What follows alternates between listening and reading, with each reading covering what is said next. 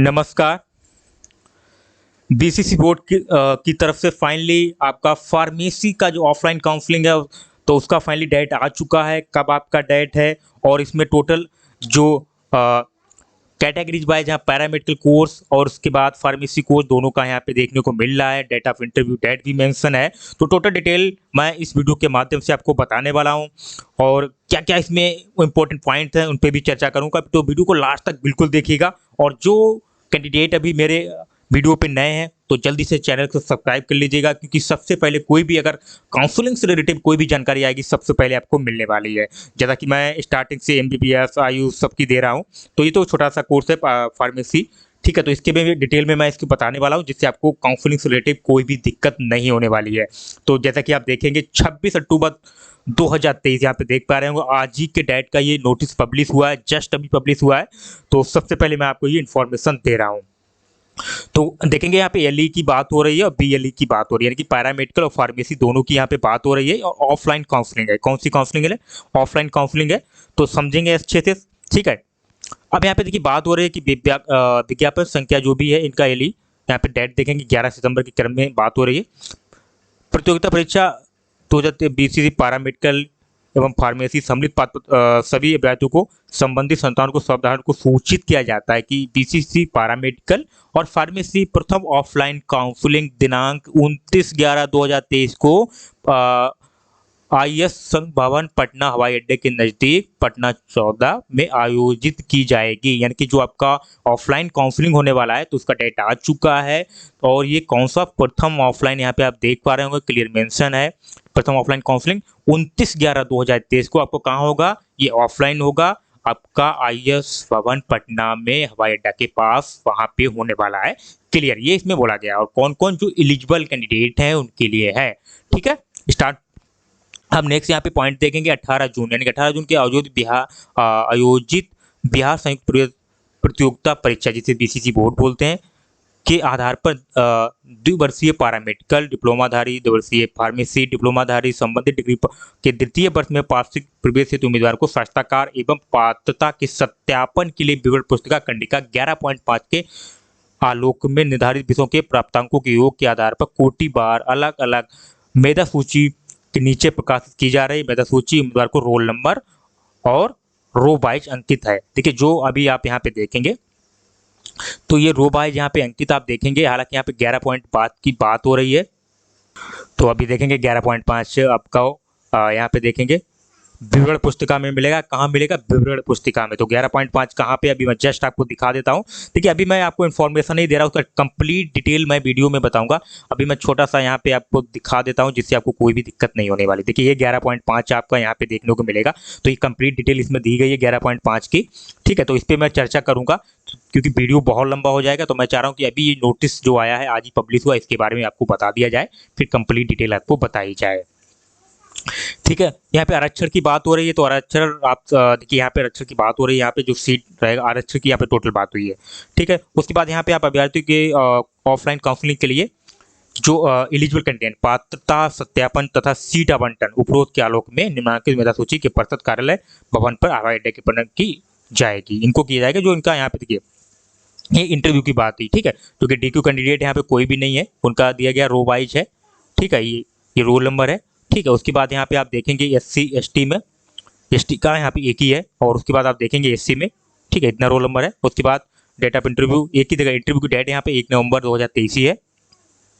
उसके बाद यहाँ पे भी आप देखेंगे बीसी, ये ईबीसी हो गया, ठीक है, ईबीसी कैटेगरी वाइज, और ये आपका हो जाएगा बीसी। रोल नंबर आप यहाँ से सर्च कर सकते हैं, कोई दिक्कत नहीं है, ठीक है। उसके बाद यहाँ पे भी देखेंगे आरसीजी का दिया गया है, ठीक है, आरसीजी।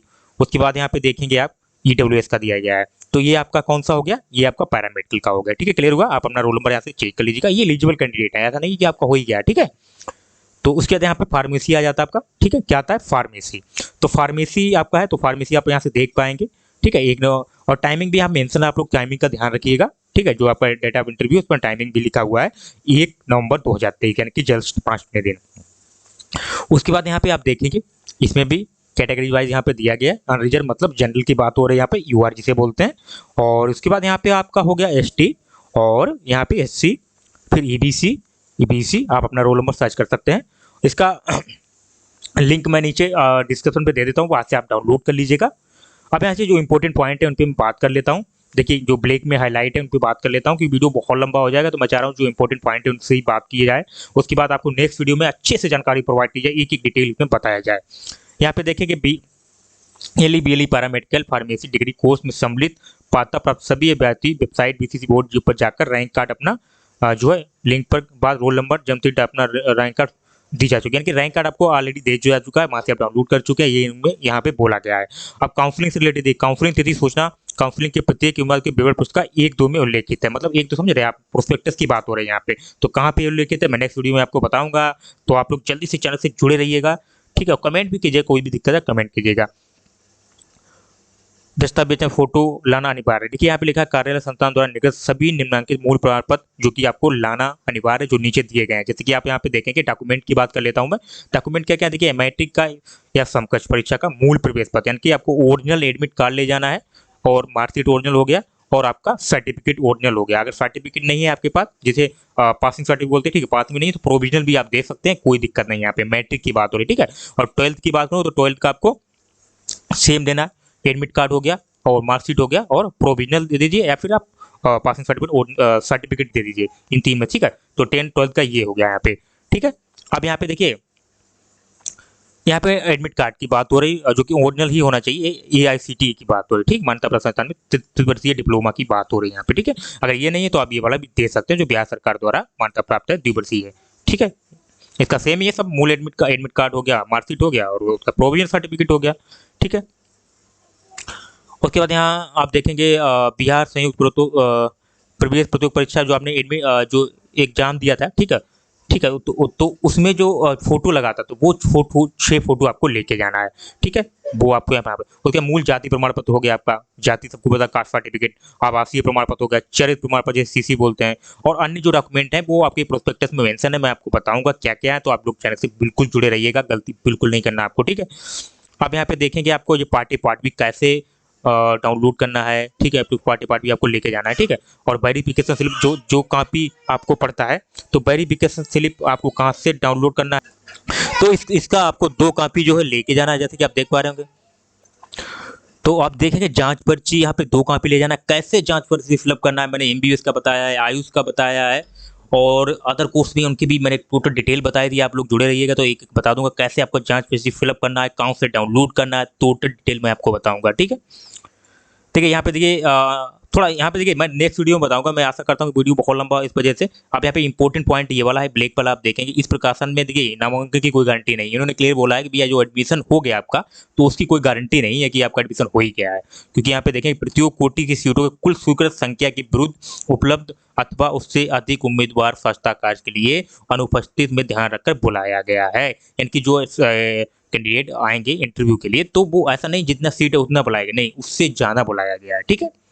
अब फलस्वरूप ऐसे उम्मीदवार को नामांकन उनके द्वारा सभी शर्तों को पूरा करने के अतिरिक्त मेधा क्रम के ऊपर उम्मीदवार को अनुपस्थिति परिणाम स्वरूप खाली स्थान उपलब्ध करने पर निर्भर होगा, ठीक है। अब ये है देखिए, जो बच्चे बिल्कुल उनके पास जो भी जो शर्त है, शर्त मतलब हो गया जो जो आपको रिक्वायर्ड है वो सब कुछ आपके पास होगा। उसके बाद जो मेरिट लिस्ट के हिसाब से, उसके हिसाब से जो है निर्भर करेगा, ठीक है, उस हिसाब से सीट अलॉट होगा। अब यहाँ पे देखेंगे तो फैसला करके समय उम्मीदवार को मेधा क्रम के उपलब्ध रिक्त स्थानों को बिहार संयुक्त प्रवेश प्रतियोगिता परीक्षा प्रवेशिक प्रवेश 2023 की विवरण की पुस्तिका प्रदान में आलोक उम्मीदवार द्वारा इच्छित संस्थान रक्षा का आवंटन मेधा के विकल्प के आधार पर किया जाएगा, ठीक है। तो साक्षात्कार जो आपका होगा तो वो तो मेधा क्रम के हिसाब से ही होगा, उसी हिसाब से होगा, ठीक है। ये तो इसमें बता दिया कि इसमें बहुत सारी इंपॉर्टेंट चीज़ें हैं, तो मैं पहले चाह रहा था कि आप लोग जल्दी से ये आपको इन्फॉर्मेशन दिया जाए कि आपका ऑफलाइन का काउंसलिंग का डेट आ गया है, तो आपको कंफर्म हो जाना चाहिए कि आपका जो डेट आया है, तो आपको सबसे पहले इन्फॉर्मेशन मिल जाए। एक नोटिस और आया है, उस पर भी मैं चर्चा कर लेता हूँ, देखिए ये तो प्रोस्पेक्टस होगा, इसमें मैं डिटेल में बताऊँगा। एक नोटिस और आ गया, उस पर भी थोड़ा बता, ये देखिए आया है यहाँ पे, मैं थोड़ा जूम कर लेता हूँ।